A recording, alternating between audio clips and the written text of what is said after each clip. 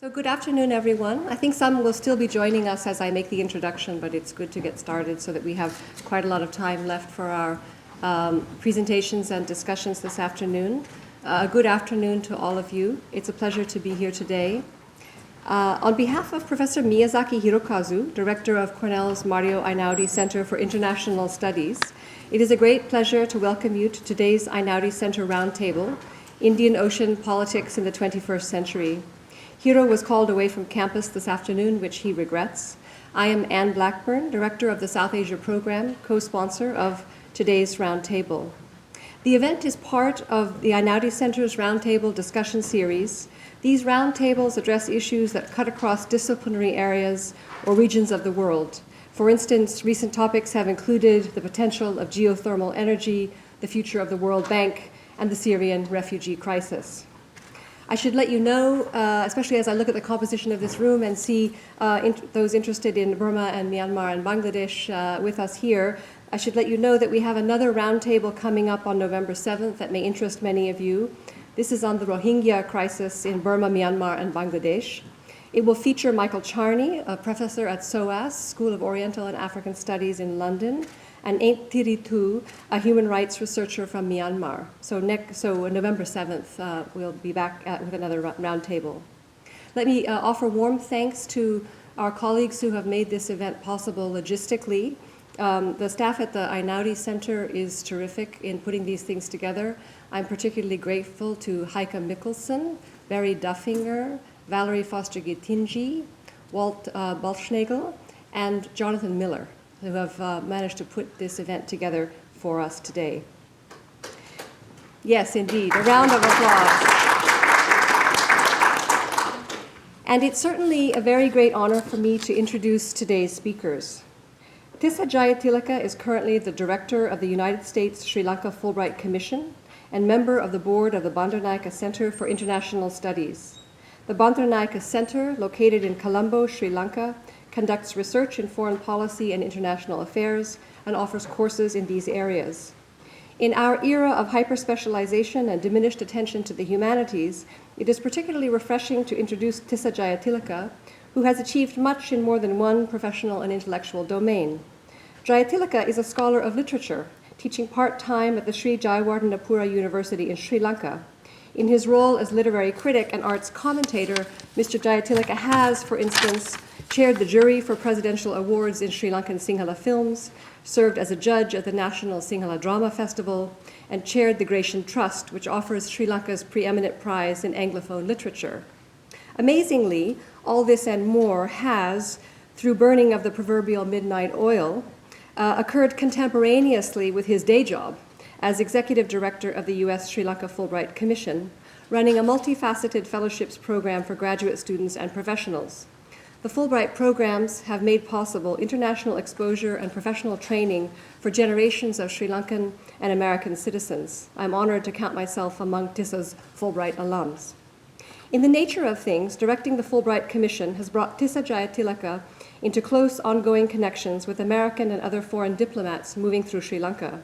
Mr. Jayatilaka has, on many occasions, helped broker important intellectual and political conversations among these parties and with their local Sri Lankan counterparts. Indeed, today's roundtable is the latest iteration of a long-running conversation between Tissa Jayatilaka and Robert Blake on matters related to Sri Lanka's place in current geopolitics.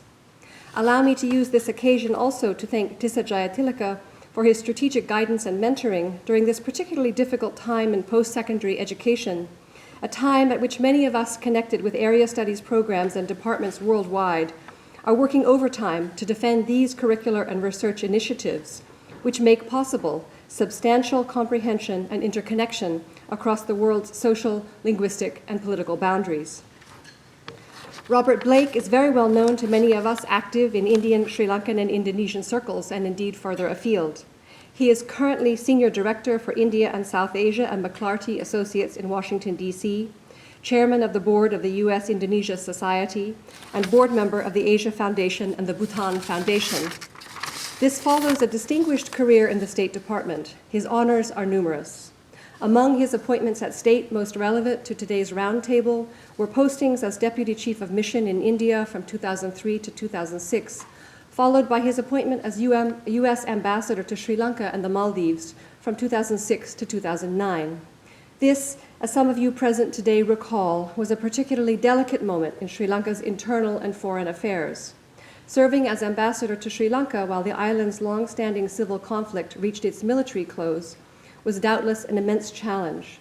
Ambassador Blake is still warmly regarded by many for his contributions at that time, including attempts to mitigate large-scale civilian casualties in the last days of the war. Bob Blake then returned to Washington as Assistant Secretary of State for South and Central Asia.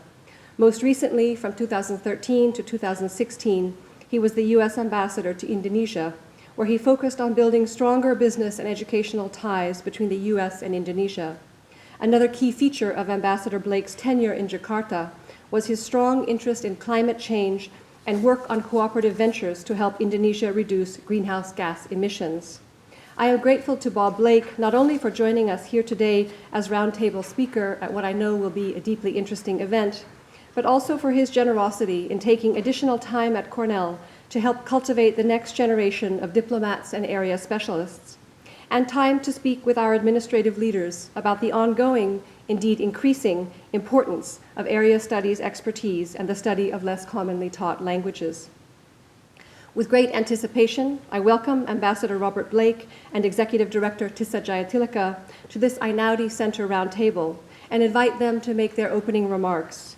Each of you, I understand, will speak for about 20 minutes, and then we'll have a substantial period for questions and discussion. Please join me in welcoming Bob Blake and Tissa Jayatilaka.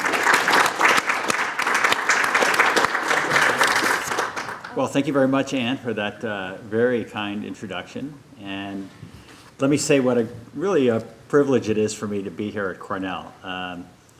As Anne noted, I served in both Sri Lanka and Indonesia, and the name Cornell is held in great reverence in both of those countries because of your superb area studies program. And so many Americans, but also so many Sri Lankans and Indonesians have gone through your programs here, and they are really respected for the quality of expertise that has been generated. So I've always wanted to come to Cornell, so when Anne kindly asked me to come, I jumped at the opportunity, and it's been a real pleasure to talk to many of you here, and I look forward to a really good discussion today.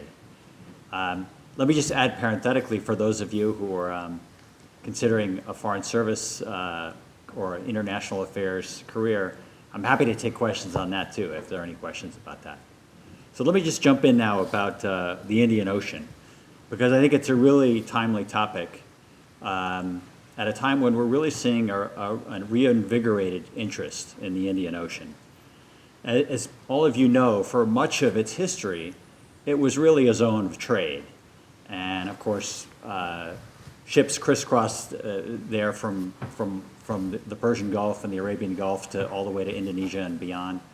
One of my most pleasurable experiences in Indonesia was to visit the island of Rune in the Banda Islands, and that's where, of course, it was the center of the spice trade, and so as far back as the 15th century. So it was I came in to know firsthand the great history of the spice trade and all of that went on across the Indian Ocean.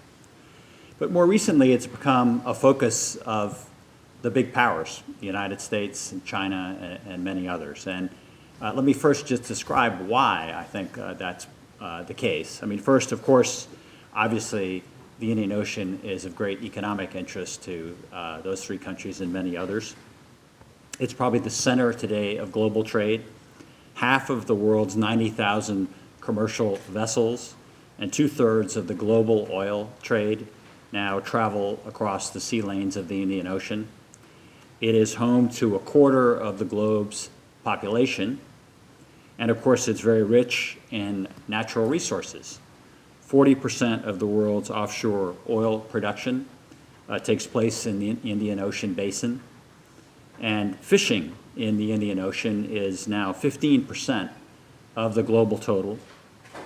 And interestingly, aquaculture has grown quite significantly, 12-fold since 1980, and it, again, is an increasingly important source of both livelihoods but also of nutrition for many of the countries in the Indian Ocean basin. Lastly, sizable quantities of key minerals like nickel and cobalt, iron, manganese, copper, iron, zinc, silver, gold, etc., are to be found in the Indian Ocean. So there's considerable interest in exploiting those.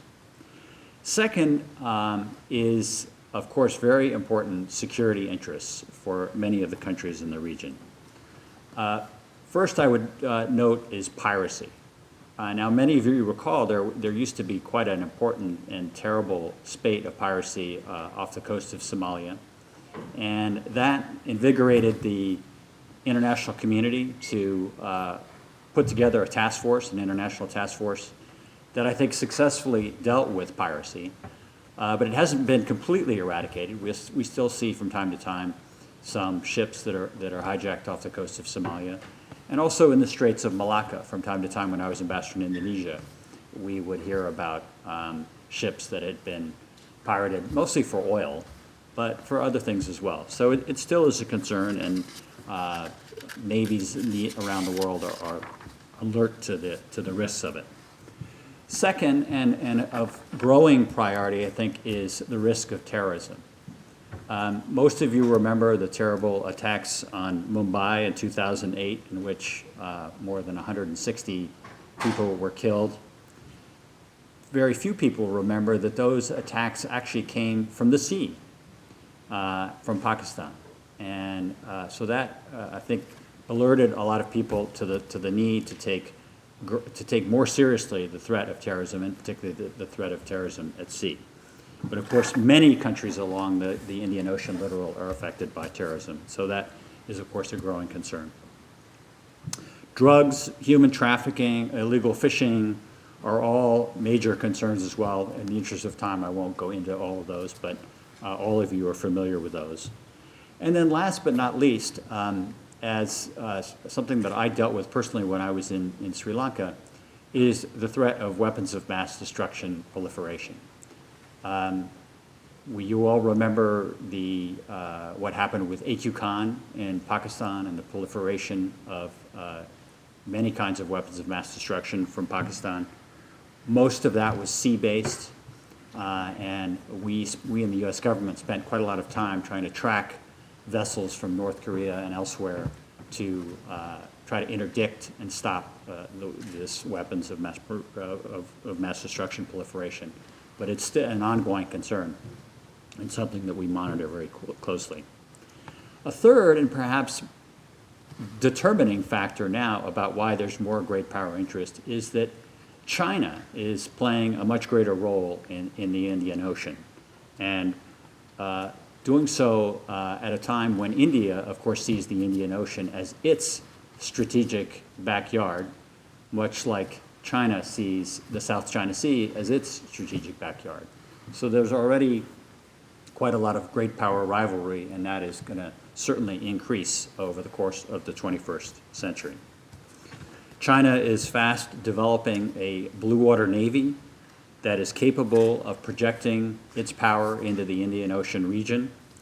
The International Institute for Strategic Studies has projected that China's navy in 2030 will exceed in numbers the U.S. Navy, and will include 4 aircraft carriers, 12 ballistic missile submarines, and countless other naval vessels. This, in turn, has occasioned a lot of concern in the United States, and so leaders like John McCain and others are now pushing for a reinvigorated program of building up our own Navy to counter that. Likewise, China is very busy developing ports around the Indian Ocean region. It developed its first so-called support facility in Djibouti, but it is also working hard on the famous ports in places like Hambantota that Tissa will talk about later, Gwadar in Pakistan, in Baluchistan, which is the endpoint of the China-Pakistan economic corridor.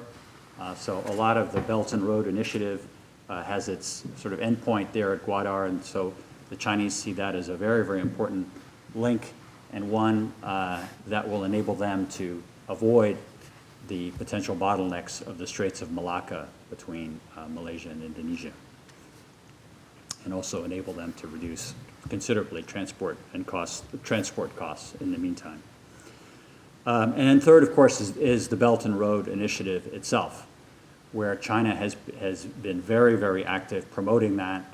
And as, again, when I was Assistant Secretary of South and Central Asia, the Central Asians in particular very warmly welcomed this effort because it enabled them to reduce transport costs of their exports, mostly to Europe, but also to the Middle East and even Africa.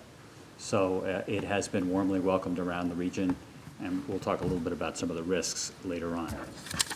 So as we look ahead now into the 21st century, I was very interested to read a recent book by Admiral James Stavridis, who's now the head of the Fletcher School of Diplomacy, but of course a renowned naval expert. And he's written a terrific book about sea power that I commend to all of you. And he predicts that the 21st century is going to be more about the Indian Ocean than it is about the Pacific or the Atlantic Oceans. And in addition to the interests that I talked about earlier, he characterizes the Indian Ocean as being what he called the beating heart of the Islamic world, which is certainly true. But it's also going to be the focus of Sunni-Shia rivalries. Already we see that, for example, in what's going on between the Saudis and the Iranians directly, but also the Saudis and what's going on in Yemen, and perhaps elsewhere as well. So that's something very, very much to watch. And of course, there's the continuing tensions between India and Pakistan and other things like that we've seen before. So what are American interests in the Indian Ocean region? Why do we really care about this? I'll tell you that for many, many years, we really neglected the Indian Ocean. We turned our backs on the Indian Ocean and focused more on the land-based interests that we had in Africa and the Middle East and South Asia and so forth. And it's only very, very recently that we began to try to look strategically at the Indian Ocean itself and what it means and how we can kind of try to manage some of these tensions, but also take advantage of the many interests that we have there. At a recent conference in Colombo, our acting Assistant Secretary for South and Central Asia, Alice Wells, articulated really 6 key interests that the United States has in the Indian Ocean region. 1, encouraging regional integration. Secondly, preserving freedom of navigation for commercial shipping. 3rd, sustainably and equitably harnessing the natural resources of the Indian Ocean. 4th, establishing protocols for disaster relief. And obviously it's a very disaster-prone region of the world. 5th, countering piracy, terrorism, smuggling, and WMD proliferation. And then last but not least, managing international naval competition. So most of these are self-explanatory. I'm not going to go into those in the interest of time. But let me focus really on the first, because I think that is potentially an area of both opportunity but also friction. And that's the priority of trying to bolster economic integration. We have not long known, those of us who work in South Asia, that South Asia is one of the least economically integrated regions in the world. Intra-regional trade in South Asia accounts for about 5% of total trade, which is really miserable. And the South Asian Association of Regional Cooperation, SARC, whose mission it is to try to bolster that, has really failed pretty miserably in making progress on that, largely because of those tensions between India and Pakistan.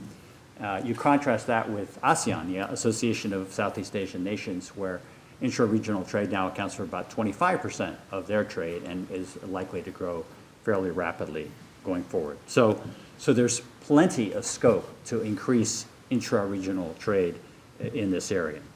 Indeed, the State Department has done some projections, and they project that if South and Southeast Asia were to reduce their non-tariff barriers by 50%, which is an ambitious but attainable goal, interregional trade would net $568 billion in increased GDP by 2030.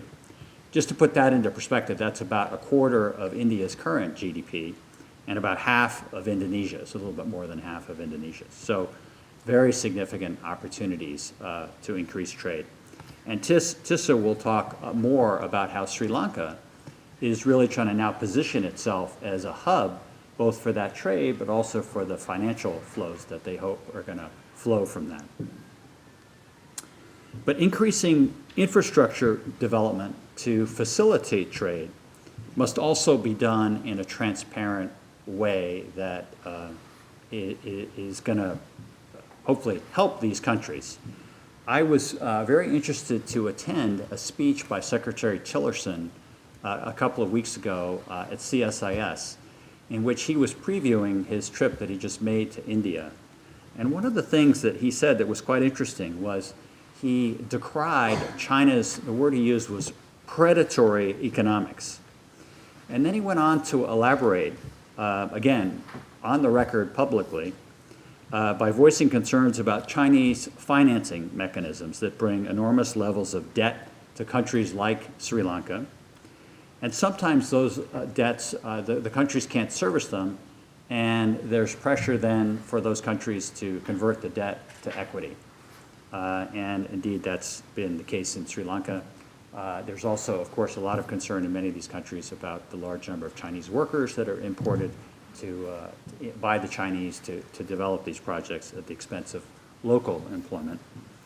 And I'm sure Tissa will talk a little bit about examples of the port and the airport in Hambantota in southern Sri Lanka.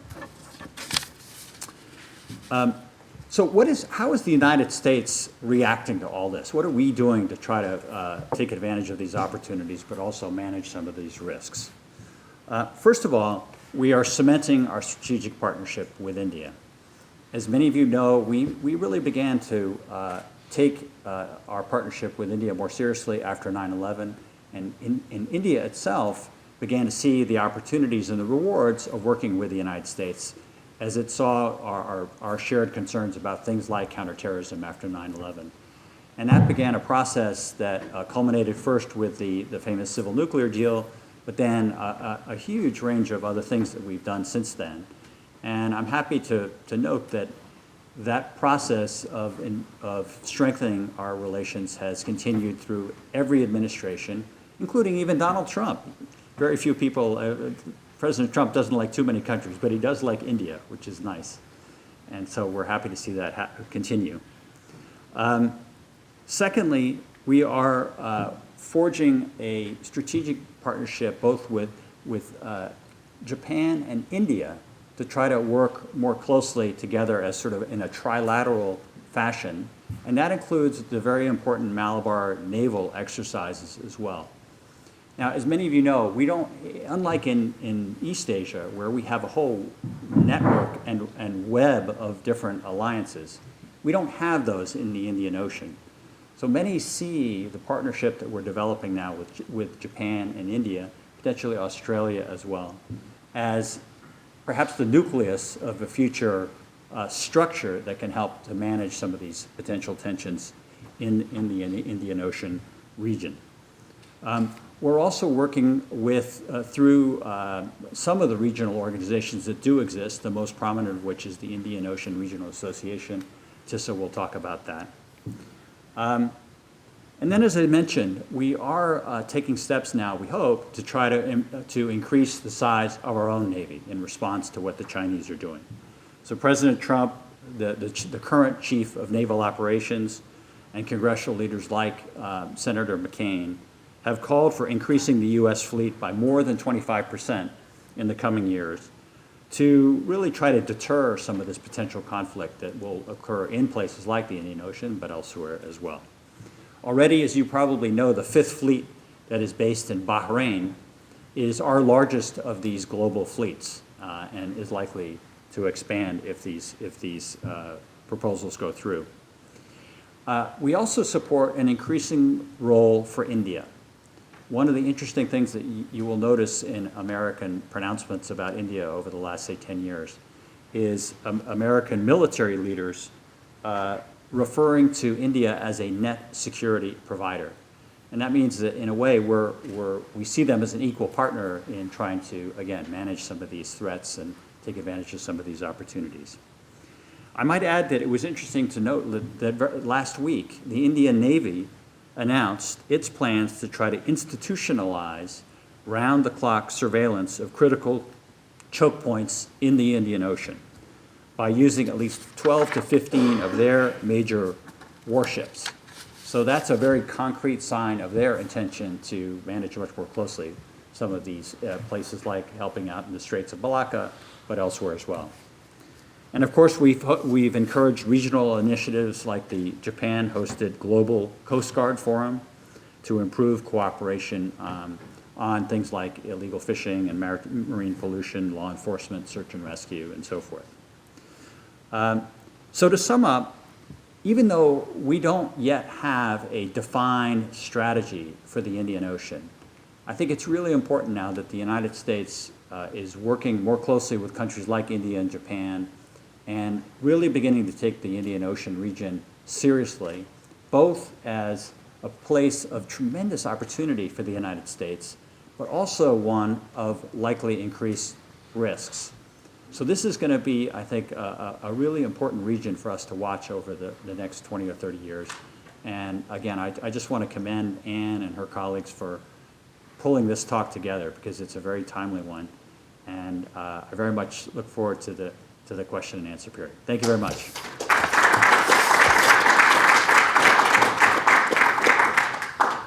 Thanks, Anne, for the introduction. And also, I need to say how happy I am to be back in Cornell. The last time I came here, it was on a summer period, and there was hardly anybody.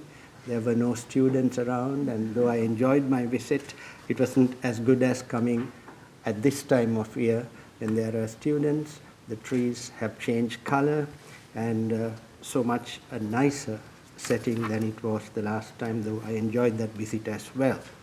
And also I must pay my tribute to Cornell for the close connection that we have, apart from Anne Blackburn, who has been a Sri Lankan scholar of Sri Lankan Buddhism.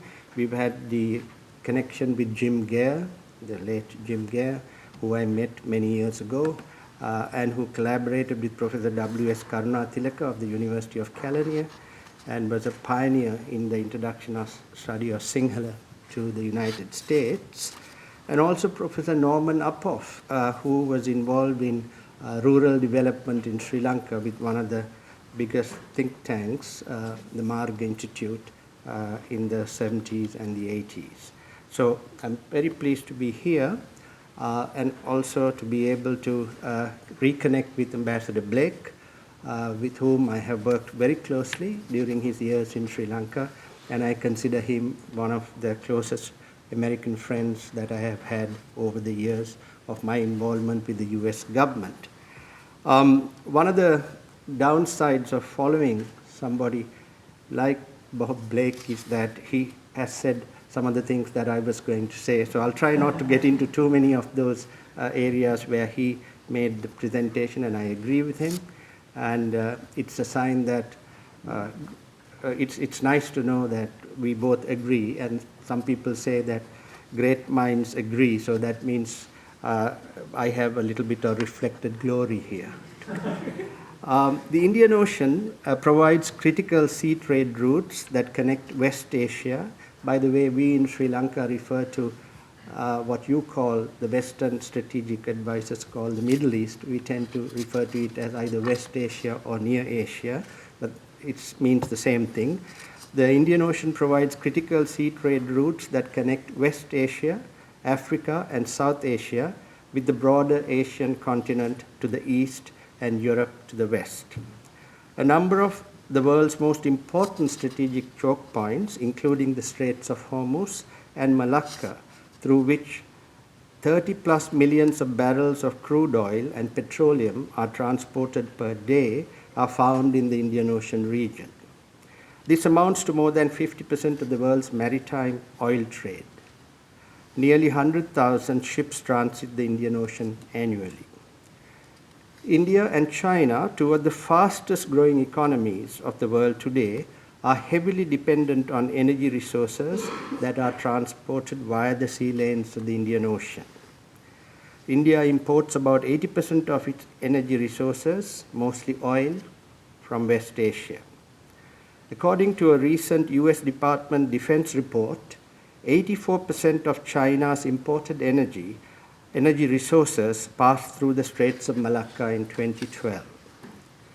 China's rise as an influential global presence and India's rapid economic development and their respective geographic locations have heightened the Indian Ocean's strategic value. The significant shift in the United States foreign policy focus from the Middle East or West Asia to Asia to the Indian Ocean region and the broad area of Asia has also contributed to the geopolitical flux in the region. Given the above, unsurprisingly, the Indian Ocean region, its past, present, and future, have received a great deal of attention lately. The 21st century is barely 2 decades old, and we have already seen momentous political change in the world, and these have implications for the Indian Ocean region as well. 2016 was a tumultuous year in politics and economics. We in Sri Lanka are witnessing change brought about by the impact of globalization. The rapid pace of change and what this change portends for our economies are issues of concern to us. The effect of Brexit and other possible exits from the European Union and the trade policies of President Donald Trump will take time to manifest themselves. How the US and China will interact under the new dispensation in Washington will be watched by one and all with bated breath. To use the cliche then, the new normal in economics and commerce today is uncertainty. Those states that will negotiate best this uncertainty will be the ones that act prudently in the circumstances. The emerging uncertain global dynamics will present both challenges and opportunities, as Bob Blake noticed, for those of us in the Indian Ocean region and beyond. Economists and politicians tell us that we are presently in a time when global and economic power shifts point towards Asia. The Prime Minister of Sri Lanka, Ranil Wickremesinghe, speaking at the September 2017 Indian Ocean Conference in Colombo, organized by the India Foundation, noted that the global economic power rebalance away from the established advanced economies of North America and Europe will continue well into the 21st century. He went on to note that the cornerstone of Western power, based on its economic dominance, technological and military superiority, has been eroded to a significant extent by the extraordinary economic development in Asia in the last 50 years or so. The Hong Kong and Shanghai Banking Corporation World Forecast predicts that 19 Asian countries will be among the largest economies by 2050. Asia is expected to surpass the West in terms of global power based on population, GDP, technology, and military spending. The 2016 annual meeting of the Global Future Council, convened by the Geneva-based World Economic Forum, concluded that by 2030, there will not be a single hegemonic force but that in its place there will be a multipolar world in which the United States, China, India, Germany, Japan, and Russia will be key players. These forecasts are reinforced by the recently released PricewaterhouseCoopers report, World in 2050. It presents economic growth projections for 32 of the largest economies of the world, accounting for around 85% of the global GDP. Of them, 10, Australia, Bangladesh, China, India, Indonesia, Iran, Malaysia, Pakistan, Saudi Arabia, and Thailand are from the Indian Ocean region. This reality will increase the Indian Ocean region's strategic influence in the world. Despite its projected slowdown, the forecast is for the Chinese economy to supersede the United States economy in 2028. Similar forecasts are made for the economies of India, Indonesia, and Malaysia by 2050. ASEAN is poised to cover over 38% of the global GDP once the Regional Comprehensive Economic Partnership Agreement among the member countries is concluded. Despite these promising predictions, as Bob Blake indicated, intra-trade in the Indian Ocean region, including the Bay of Bengal, remains low, Bay of Bengal area. South Asia, we are told, remains the least economically integrated region in the world. Unlike in the European and Pacific countries, in South Asia we see a marked absence of political will to promote trade liberalization and connectivity. Leveraging the asymmetry between India and its neighbors in a positive way is not easy. Primordial fears based on ancient as well as recent rivalries among and between these South Asian states impede their coming together for the common good. The 21-member Indian Ocean Rim Association, or IORA, held its last summit in Jakarta, or held its earlier summit this year. There was a summit in Durban, South Africa about 2 weeks ago. But at the March summit, held on the 5th to the 7th of March, they issued a strategic vision document titled the Jakarta Concord at the conclusions of their deliberations. This Concord, among other things, sets out a vision for a revitalized and sustainable regional architecture. Whether the IORA will be able to sustain this momentum remains to be seen. Business in the region must grow for intra-regional trade to develop and flourish. These businesses need capital for expansion, which is not readily available in the region. In this context, Prime Minister Ranil Wickremesinghe of Sri Lanka, his call for the establishment of an Indian Ocean Development Fund, or IODF, makes sense. This proposed fund is expected to make financial resources available to the national development banks in the region, which in turn are expected to promote growth and expansion by provision of capital for business expansion.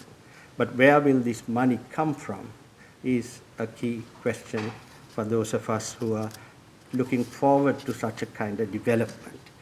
In Jakarta, the IORA also laid emphasis on the blue economy of the Indian Ocean. While other oceans in the globe are experiencing a decline in their fish stocks, the opposite is true of the Indian Ocean. These fish stocks are of great and growing importance to the countries bordering the Indian Ocean for both domestic consumption and for export.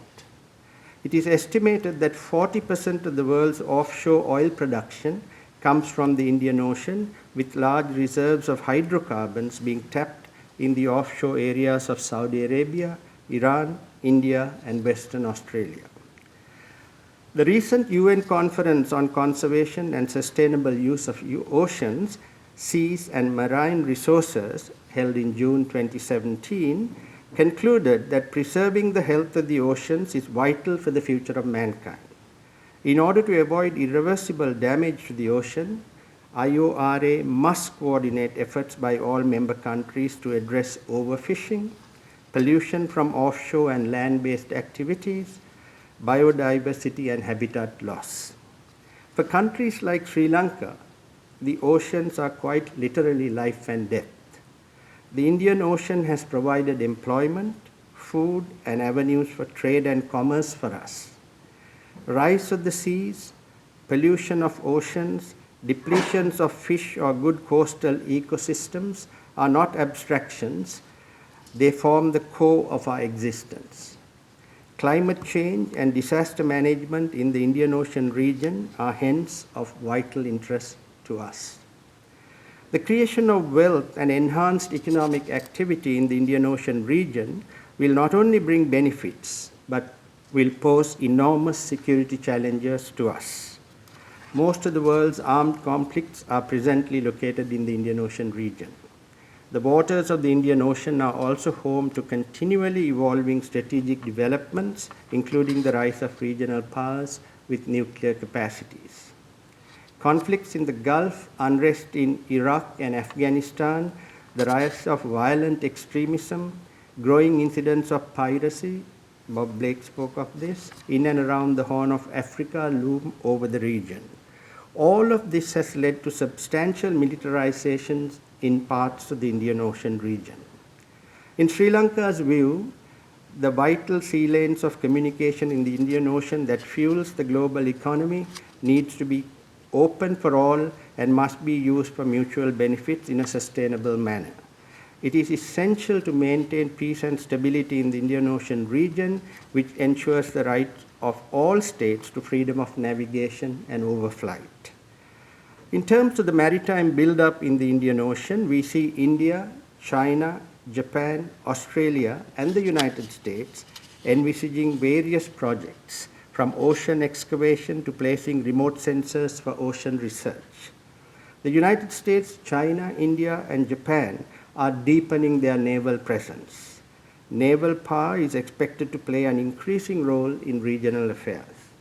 This in turn will lead to naval power competition with plans for sea control as well as sea denials. These are massive challenges that have to be met. Maritime pollution is one such. The Indian Ocean, we are told, has the second largest accumulation of floating plastic waste in the world. It is the region where larger tankers, container vessels, and the like plying between west and east dump their waste. Oil and tar are common sights on Sri Lankan beaches. Recent studies estimate the amount of oil and petroleum discharged into the Indian Ocean to make up about 40% of the total petroleum spill of the oceans of the world. Undercurrents of naval buildups in the South China Seas are being felt in the Indian Ocean. China has established its first overseas military base in the Indian Ocean nation of Djibouti region, causing serious concerns in Delhi, for example. Sri Lanka faces a continuing issue of poaching and rape of marine life in the Pork Bay and the Gulf of Mannar due to illegal fishing by Indian fishermen. Bottom trawling by these fishermen are causing immense damage to Sri Lanka's precious marine resources and harming livelihoods of Sri Lanka's fishermen. Research in countries like Somalia have shown that illegal fishing by foreign vessels was a fundamental grievance that sparked piracy and provides ongoing justification for it, according to the Sunday Times of Sri Lanka. Primarily caused by the so-called developed European countries like Spain sending their surplus trawlers and motherships to exploit tuna stocks and other Indian Ocean resources using satellites to track movements of schools of fish. Some countries, like Indonesia, for example, have been less tolerant of illegal fishing in their waters. It has been reported that last year Indonesia had blown up foreign boats confiscated for fishing illegally in its waters. Again, according to the correspondent of the Sunday Times of Sri Lanka, of the 23 so blown up, 13 were from Vietnam and 10 from Malaysia. The Indian Ocean plays a crucial role in the future of both China and India. The sea routes through the Indian Ocean are vital to China's maritime trade and energy supply. Both countries need to respect each other's legitimate interests in the region. As Anit Mukherjee observes, the United States can be considered a resident power in the Indian Ocean by virtue of its bases in West Asia, that's Kuwait, Bahrain, the UAE, and Qatar, in the Horn of Africa, Djibouti, and in Diego Garcia. In addition, on the eastern flank of the Indian Ocean, the United States has a military presence in Thailand, Singapore, and Australia. As it is preoccupied in West Asia or in the Middle East, the United States is comfortable, I gather, with India playing a leading role in the Indian Ocean. Some analysts view this development as an indication of stretched US resources, given its interests in East China and South China Seas. Nilanthi Samaranayake and others of the CNA, a non-profit research and analysis organization based in Arlington, Virginia, view this development as a security burden sharing, quotation marks, between India and the United States in the Indian Ocean region. Enhanced IndoUS defense cooperation received a fresh boost with the 26 to 28 September 2017 visit of US Defense Secretary James Mattis It was the first cabinet-level visit to India under the Trump administration. It was also the first follow-up visit by a US cabinet official after Prime Minister Narendra Modi's June 2017 visit to the United States. Secretary of State Rex Tillerson was there last week. Although no major announcements were made during the visit of Mattis, it needs to be noted that in 2016, the United States acknowledged that India was now a major defense partner. India may not become an ally in the way Japan or South Korea or any of the NATO countries are, but if even limited cooperation develops, it will be a strikingly complex change for the region. Such a change will impact not just on South Asia, but on the strategic dimension of the larger Asia-Pacific region presently dominated by the United States and China.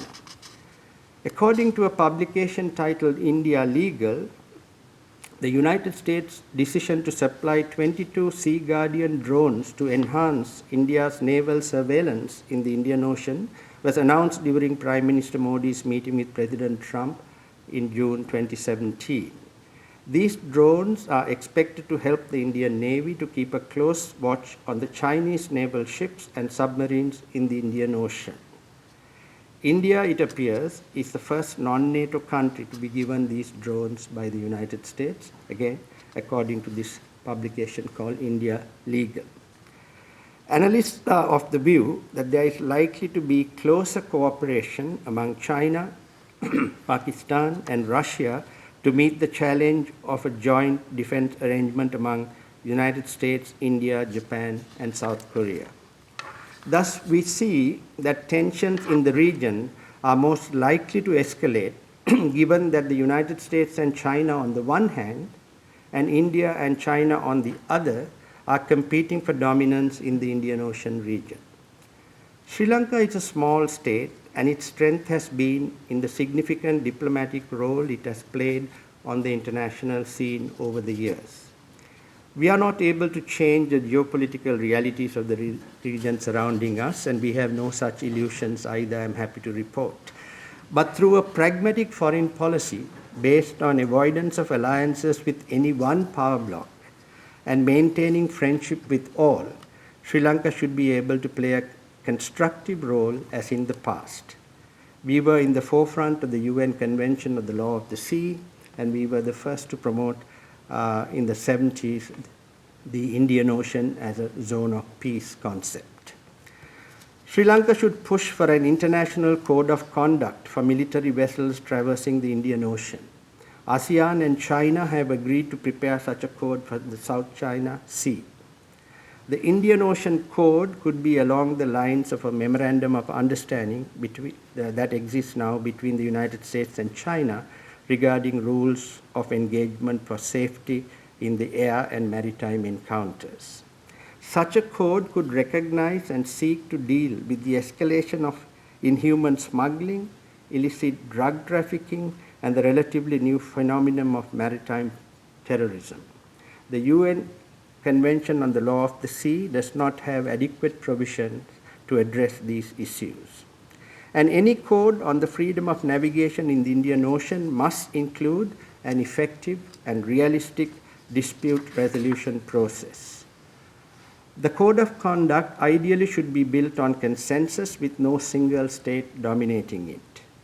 In this regard, the United States Pacific Fleet Commander Admiral Scott Swift, addressing the annual Galle Dialogue 2017, this is an annual seminar dealing with the Indian Ocean region hosted by Sri Lanka, in early October 2017, he said the following, and I quote him: "For the last 70 years, the Indo-Asia Pacific region achieved unprecedented levels of stability and prosperity due in large part to our collective respect for and adherence to international norms, standards, rules, and laws. These benchmarks were not imposed by any one nation upon another. Rather, they emerged through compromise and consensus, with all states having an equal voice, regardless of size, military strength, or economic power."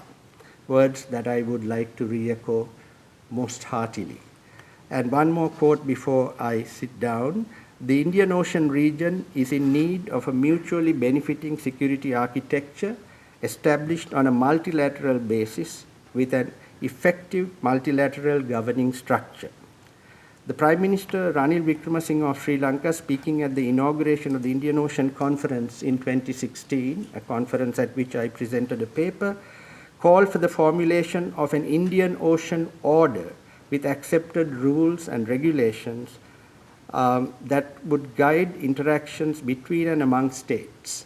Importantly, he called for this order to be built, as Admiral Scott Swift said, on a consensual arrangement and agreement in which no one state is allowed to dominate it. Again, it's a consummation devoutly to be wished for, coming from a regional small state like mine.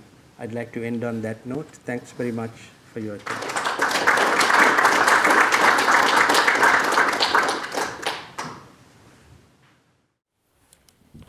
Thank you very much, Tissa.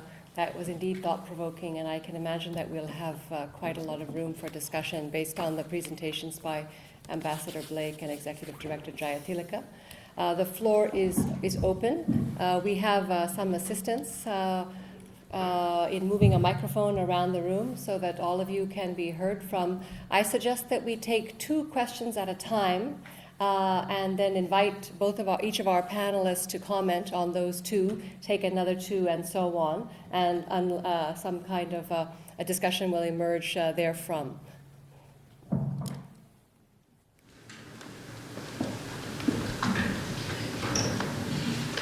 Thanks a lot for that talk. It was really interesting to hear the different points. I was wondering, as it seems like the Indian Ocean is going to be militarized, the China's based in Djibouti, you've got US bases in Djibouti, as you said. I was wondering if you could maybe cast forward and see what some ignition points might be in the Indian Ocean between the major powers as they start positioning bases within and around the Indian Ocean.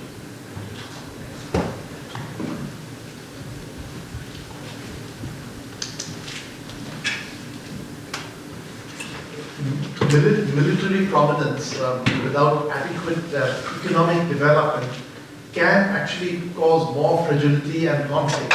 So I'm very curious about your views on this, including Sri Lanka, because for a long time in South Asia, Sri Lanka was treated as a sort of beacon in terms of economic development, equitable economic development, quality of life, but it has had a troubled history over the last couple of decades, in fact. So lost some of that. I'm just very curious about what you feel about the prospects of economic growth. Also, as both of you noted, the trade is just very, very thin in that region. The scope for that is huge. And not just trade, even certain activities where you can generate power in one country using the rivers of another country, supply that to yet another country, sort of effort which has been seen in the Mekong Delta quite a bit, negligible amount. Just your views on the prospects. Terrific. So we'll take those 2 questions to begin, and I invite Tissa and Bob to comment on these, respond to these points as they see fit. And you'll bring your mics on board for this process. Yeah, great. Well, to your question about ignition points, that's difficult to say. I mean, I think both the United States and China are going to go out of their way to hopefully avoid military confrontation anywhere, particularly in the South China Sea. And I think recently we've been encouraged to note that the United States and China are beginning relatively modest military exercises with each other. But the important part of that is that the military leaders are getting to know each other, and that there can be then communication at times of stress, wherever they might be. So I think that's an important development, and certainly our military is pushing as hard as possible to have more and deeper forms of engagement with the Chinese military, because exactly for this reason we want to avoid the conflict and create the kinds of agreements and codes of conduct that Tissa was talking about. So that would be my answer on that. I don't know if you wanted to add I think that ignition question. points to Well, the only thing that I can see as an ignition point is it's not so much US-China rivalry for me as India-China rivalry. And the Straits of Malacca there tends to me to be a possible difficult point, because if there is any kind of disturbance there, then the ships taking the energy resources that China requires, that could be a problem. And I think this so-called string of pearls that China is supposed to be building, I believe is as a result of China wanting to ensure an alternative route in the event of there being a blockage in the Straits of Malacca. So apart from that, I agree with Bob. I honestly cannot see China and the US going into confrontation mode. I mean, if I gaze into the crystal ball and make a prediction, I would say that the United States and China are going to be able to manage tensions in a way without escalating it and causing problems in the region. But I see greater danger of rivalry between India and China spilling over into the Indian Ocean region. One of the things that was interesting while I was ambassador in Indonesia was that the Indonesian hosted some multilateral naval exercises, and it was interesting who showed up.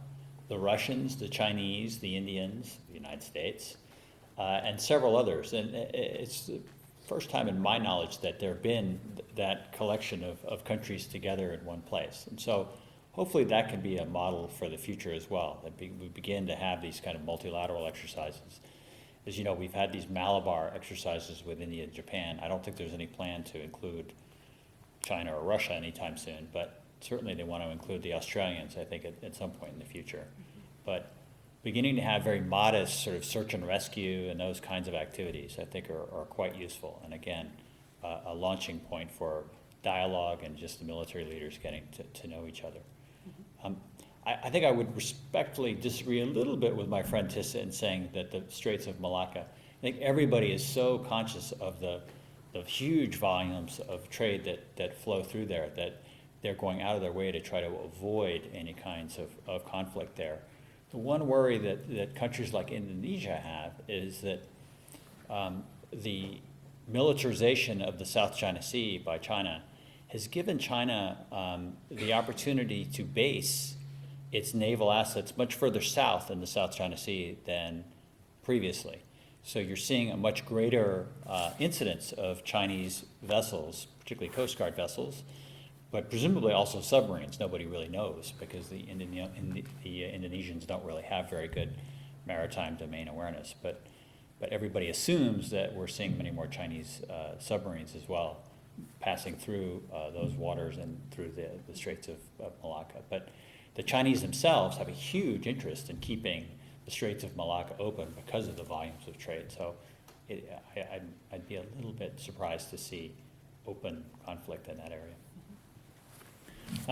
Maybe just on the second topic, I would agree. I think that, as we said, the volume of trade within South Asia is not really that great and probably not likely to become that great.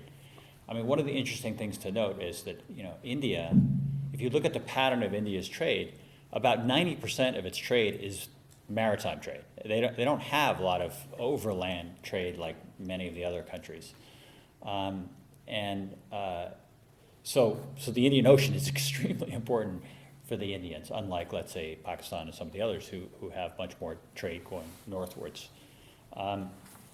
And so I think the real opportunity that we see is between South and Southeast Asia. And India, for a long time, has talked about its look east policy, but hasn't really acted on it to the extent that I think many of us expected. But now I think they do really want to try to take advantage of those opportunities, and there is beginning to be a much greater think tank and other thought being given to how to really put this into action, and I think that would be a very, very helpful development for the region. And of course, Sri Lanka is very well poised to be kind of a linchpin for that trade, and is trying to position itself now not only commercially, but also financially. So they're building this big so-called financial city. For those of you who are familiar with Colombo, there's a huge new development going up there on Gulf Face Road, which is interesting. Yeah, would you like to jump in on that point, Tissa, or Yeah, others? well, It would be useful yeah. to hear more about that dimension. Prospects for economic growth in the South Asian region, unfortunately, is not as optimistic as one would like to be. I mean, the SARC, the South Asia Regional Organization, has not done anything significant. It's due to the political rivalries between India and Pakistan. And yes, Bob Blake is right. Sri Lanka wants to be the hub in the Indian Ocean region, if it can be. But Sri Lanka's own problem is its political instability at the moment. So whether it can sort of overcome those instabilities that are being caused by domestic upheavals and be a player remains to be seen. But we are hoping that we would be able to piggyback with ASEAN and the Indian Ocean Rim Association, and that's where we are looking for. We are not counting so much on SARC, but to ASEAN and IORA. And Sri Lanka herself is trying to enter into FTAs with China and Singapore, and it wants to expand its trade agreement, economic cooperation and trade agreement with India. But again, as I said, I hinted about primordial fears. Sri Lankans and India have this troubled relationship due to various reasons, which I won't go into now. And it also is a domestic political hot potato. When one political party tries to get close to India, the other cries foul or says the Indians are going to take over Sri Lanka and we'll be just another state of India, and that kind of very divisive kind of approaches rather than having a bipartisan approach to this. But the government is determined to go ahead with the economic and trade agreement with India, but it has been shelved due to its violent political opposition from the current opposition political arrangement in Sri Lanka. I think that answer raises another follow-on question, which I would like to just throw out, namely, to what extent are any of the Indian Ocean countries, but specifically also Sri Lanka, given that we are speaking about that now and have your expertise here, Tissa, really explicitly addressing the relationship between improving internal economic benefits and thereby generating more flexibility in international agreements. I mean, in the context of what you've said just now, Tissa, you've made the point that there is political instability in Sri Lanka, which makes it more difficult for Sri Lanka to broker effectively with India in the Indian Ocean region. One could make the internal political argument for Sri Lanka that instability derives in part from economic instabilities in Sri Lanka. So the question really is there any sense amongst leadership of either of Sri Lanka's major parties to address internal economic weakness, seeing that as linked to greater flexibility in the international arena? Well, I'm afraid, as far as I can see, there is no cooperation between what's called the joint opposition of Sri Lanka and the government of Sri Lanka. You see, I don't know how familiar you are with the political situation in Sri Lanka, but we have what is called a unity government, where the two major political parties have come together and formed a government. And all of us who supported that change in 2015 January were optimistic, thinking that here at last is going to be a bipartisan approach to issues in Sri Lanka, economic or ethnic, or whatever the problems that we had. But unfortunately, the single major party, the Sri Lanka Freedom Party, which is where the president of Sri Lanka comes from, is split down the middle between what I would call the President Sirisena faction and the former President Mahinda Rajapaksa faction. And therefore, there is a kind of instability that I cannot see being bridged in the short run. Mm-hmm.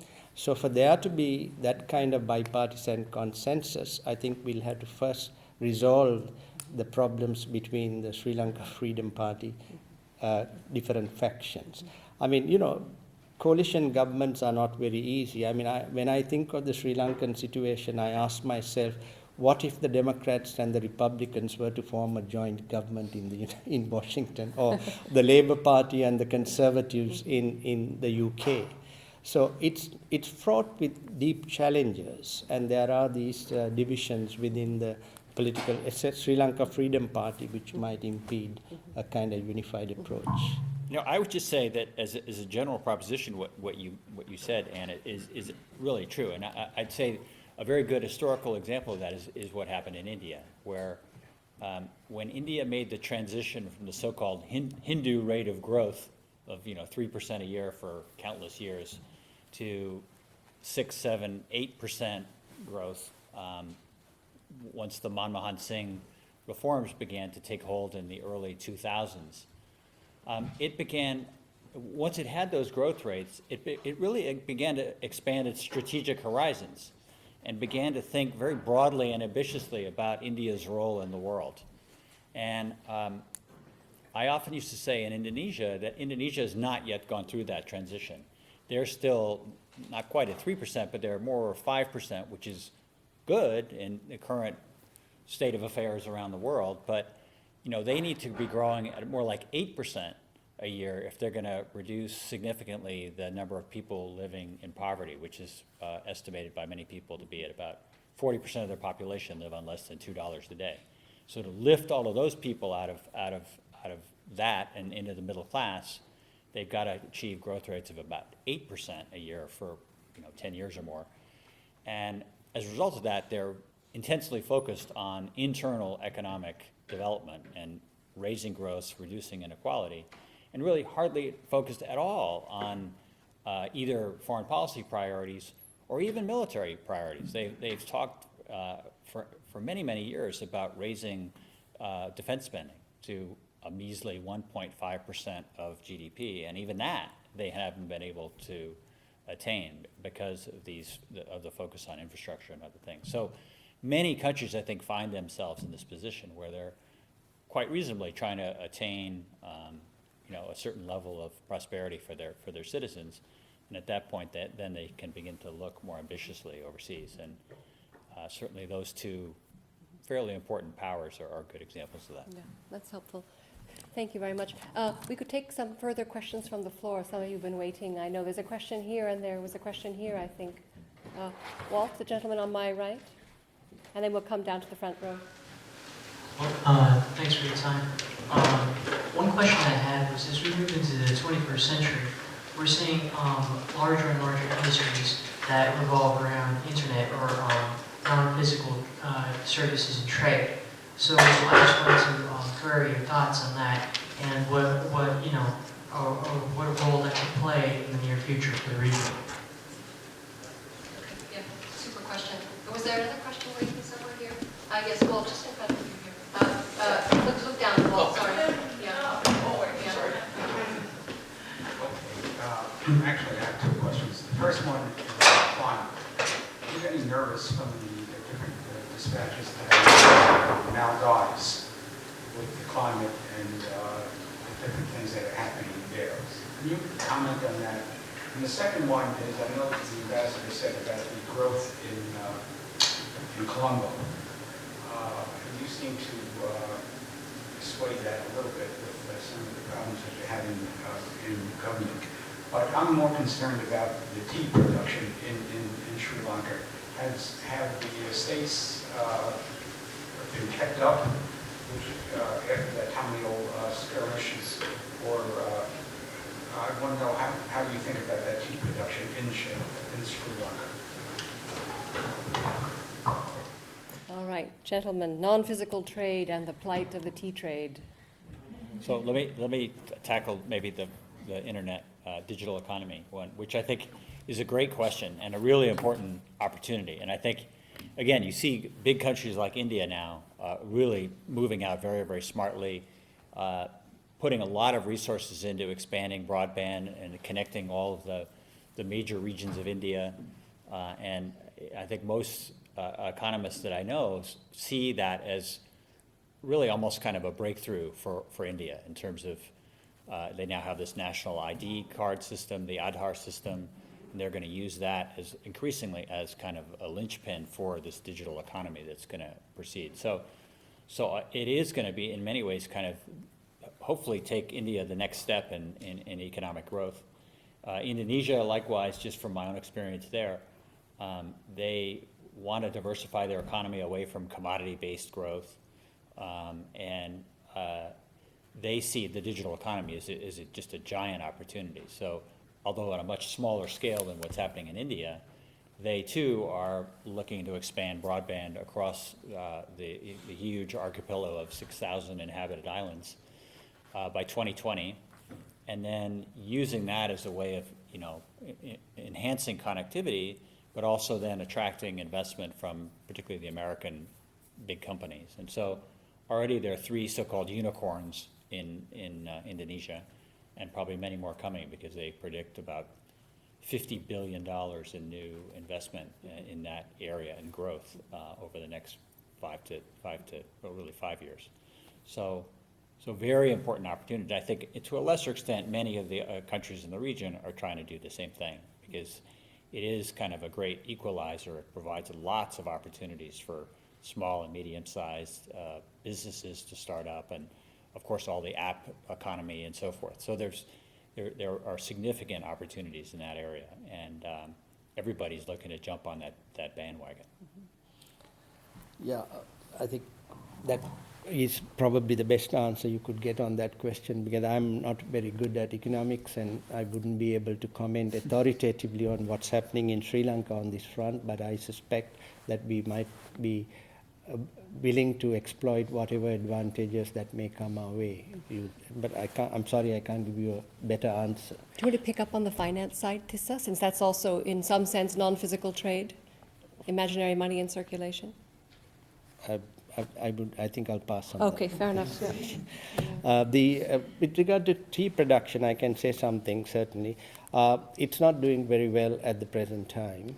The reason is it had nothing to do with the war. Happily, the war was not, it was more in the north and the east of Sri Lanka, and the plantation Tamils were not affected during the war to the extent that the Sri Lankan Tamils living in the north and the east were involved. But what it's suffering from is mismanagement consequent to the nationalization of tea estates that took place in the early 70s. And as a result of that, our tea production has been adversely affected by mismanagement, primarily. Secondly, the young people on the plantations no longer want to do the jobs that their mothers and their fathers did. And in fact, there is a mass exodus outside of the plantations, I would argue, than people wanting to actually stay in the plantation areas and work. And so my brief answer is that our tea trade is in crisis. And how we are going to address it remains to be seen. There are some who advocate handing estates back to the private sector. Because the government is also considering a reform of what are called the SOEs, or state-owned enterprises. So it might be that under this package, the tea trade, the estates, the management of the tea estates might also be handed back to the private sector. That's my guess. Mm-hmm. But I wouldn't say it with any degree of certainty. But that's my guess. Mm-hmm. And then to answer your question on the Maldives, I mean, I think, as you recall, the Maldives had their first truly free and fair elections in 2008 for the very first time. It was quite a remarkable development, and what was even more remarkable was that there was a peaceful transfer of power. So the then President Gayoom agreed to step down, and Mohammed Nasheed became the president. I will say, sadly, that since then there's been a steady erosion of democracy in the Maldives, and so all of us who have followed this reasonably closely have been disappointed to see that a lot of that initial progress has been squandered, and now they're facing all kinds of new challenges on that front. And then, of course, they face the longer-term challenge of climate change as well, which is something that they're all deeply concerned about, and rightly so. Very little of the Maldives is more than a few feet above sea level. So, and during the tsunami, for example, most of the wells in the Maldives were overrun with seawater, and it was a terrible problem. I might just add on the climate change side, one of the interesting things that people are now watching in terms of the Indian Ocean, in terms of shipping, is that as global warming has proceeded in the north, in the Arctic, and it is now opening up the sea lanes in that area. And so countries like the Russians and the Chinese are now actually actively exploring the northern sea passage for their trade with Europe, which is a quite interesting strategic development, and itself will probably excite new competition for access and for who's going to try to manage these opportunities up in those areas. So that's an interesting issue to watch over the next 10, 20, 30 years. That's helpful. Are there other questions from the floor? We could take another question. I have a pet question, but I'd rather defer to others in the audience. Yes, please, Walt. One question that I have is, we've been talking about how the US and China have strategic interest in the Indian Ocean, but I believe the major power in the Indian Ocean is India. Does India have a vested interest in promoting the Indian Rim alliance and to be a driver, for example, in the NAFTA, the North American Free Trade Agreement? US dominated it, and China and Japan, even though our political rivals, are still good trade partners. Can Pakistan and India do the same? And does India have a planned strategy to go forward with it? And also, is the Chinese increased involvement in Africa and also in the Indian Ocean, is it more of China taking that opportunity which the Western countries are not taking right now? Or does it have a different, for example, the financial, the economic trap that they're running into, which is more of a political incentive as well? Since that's really two questions in one, I think we can tackle that one and then come back to the floor. So let me tackle the second one first. I think the Chinese Belt and Road Initiative was something that the Chinese developed, the President Xi developed, on his own initiative to advance their own strategic and economic interests. It wasn't really very much to do with. And again, it was partly to connect China with, I think, 65 different countries in Central Asia and Africa and beyond, with this vast network and web of railroads and roads and other infrastructure that will be built.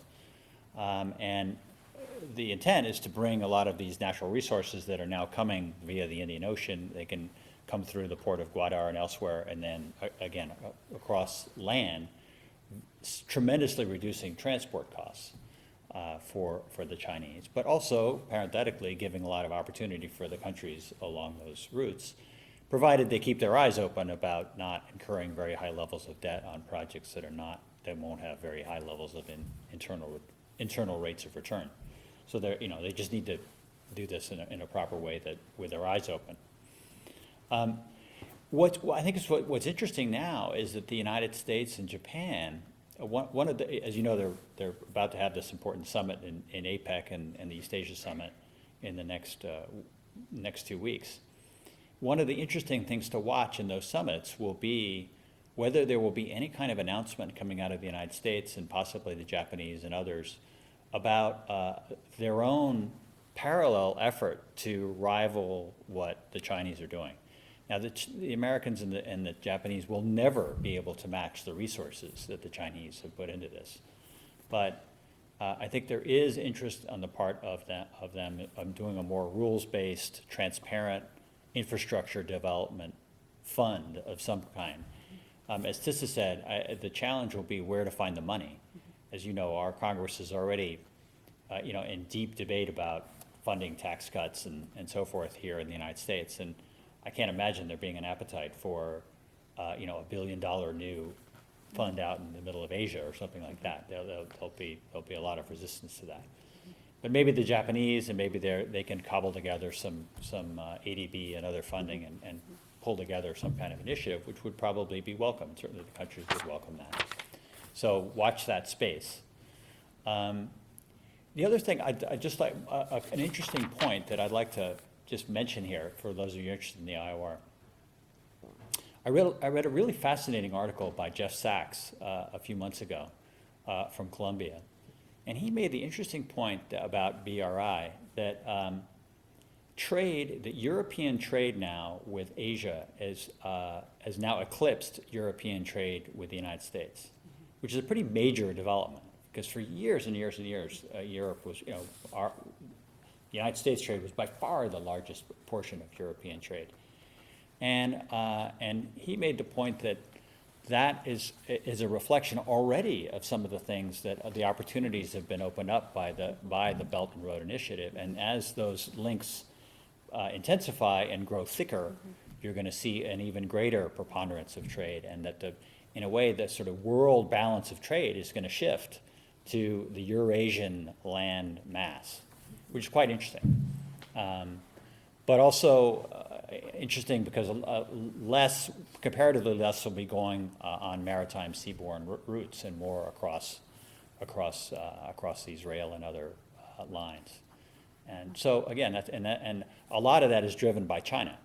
And China, again, if you think about it, it's cheaper to just run a rail line from wherever in China straight across to Europe than to go all the way around the Straits of Malacca and then through the Suez Canal and so forth. It is, of course, going to be much cheaper in the long run if they can make it all work. So that's what's sort of driving all that, which is interesting. Indeed. Of course, if they can make it all work being the operative question. Tissa, do you want to jump in on any of these points? Yeah, well, basically, I agree with Bob that the Belt and Road Initiative, the BRI and the AIIB are Chinese ways of trying to improve their own economy as well as try to be helpful and be a international global player. But now, countries like Sri Lanka in the past have made this terrible mistake of taking commercial loans at commercial rates from China, and we are in this severe debt trap with regard to China.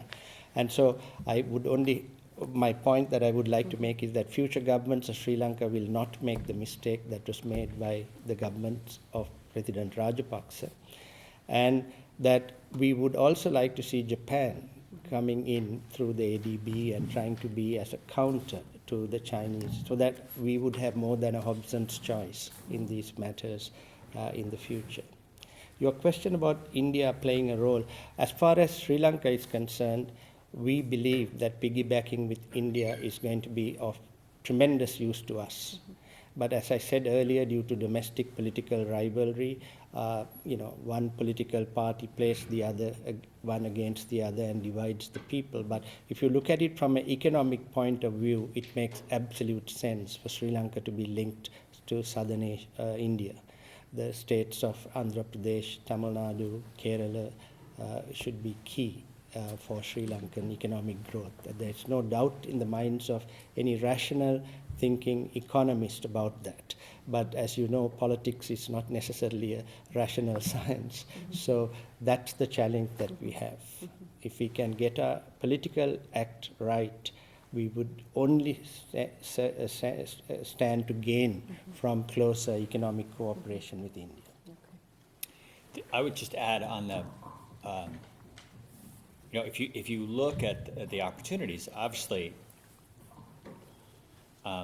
we've already talked about integration opportunities, and the continuing tensions between India and Pakistan are just such a break on the opportunities for regional connectivity.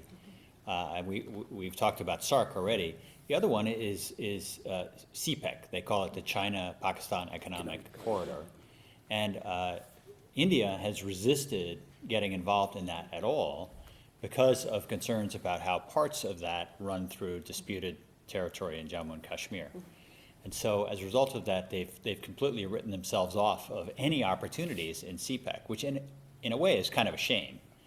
And I understand their political objections, But at the same time, the opportunity cost for them of that policy is pretty high, because there are probably a lot of opportunities for Indian infrastructure companies. And I've often thought that it would be smart for the Chinese to try to figure out ways to get the Indian infrastructure companies more involved in the Belton Road Initiative as a way to kind of bring them in and reduce tensions. American companies, by the way, do compete successfully for BRI projects. So, for example, General Electric and others have won some quite important subcontracts. They're usually subcontractors for some of these big things, and it's generally the GE subsidiary in China that's competing for these various projects. But that's okay. Every single American Fortune 500 company has an office in Beijing. So, I think India would be smart to try to have its own companies compete for some of these projects, and I think China would be smart to allow India to do so and hopefully win some of them. So it would be a nice way to ease some of these tensions and by the way, increase opportunities. Thank you very much. We could take one last question from the floor. Do we have one last question from the floor? It's almost time to wrap up here. Well, I would ask then, I suppose, because coming at this as an historian, working on a much earlier period of the Indian Ocean's history, I wonder a little bit about what are the sort of practical building blocks through which countries inhabiting this current Indian Ocean space could move towards some of what Tissa was calling for, or voicing at least as an aspiration seen from the Sri Lankan perspective, namely a multilateral governing structure for the Indian Ocean. How does one go about building such a thing in, what are we now, 2017? I have some notion of how it might have been done in the 14th century, but help us out here imagining this for the 21st. That's a big question. I think India has resisted providing any kind of role for China in a lot of these things so far. So, for example, China is not a member of the IORA, the Indian Ocean Rim Association. They're not a member of the Indian Ocean Naval Symposium or anything like that.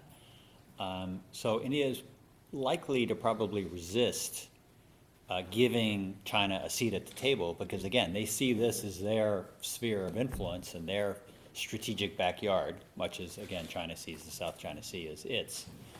So I think that's going to be one challenge to overcome. The way to overcome those challenges, of course, is to have track two dialogues and to invite experts together from all of these countries and try to think through how to make this happen.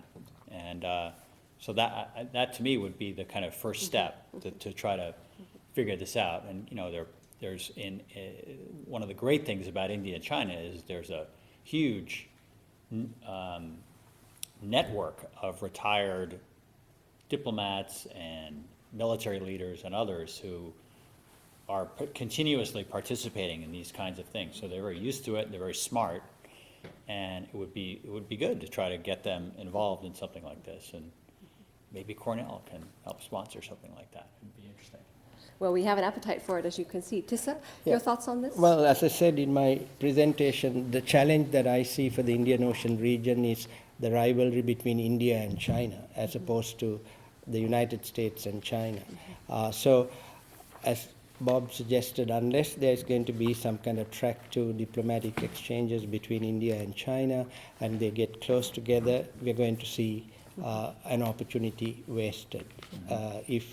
And that's why some of us think that in Sri Lanka, we tend to think that while we recognize that India and China are the preeminent powers in the Indian Ocean region, we would like the United States and Japan and other countries to also remain involved and have a stake so that there can be this balance of power. Because we do not want any one country in the region, at least speaking from a Sri Lankan perspective, any one country to be a hegemon in the region.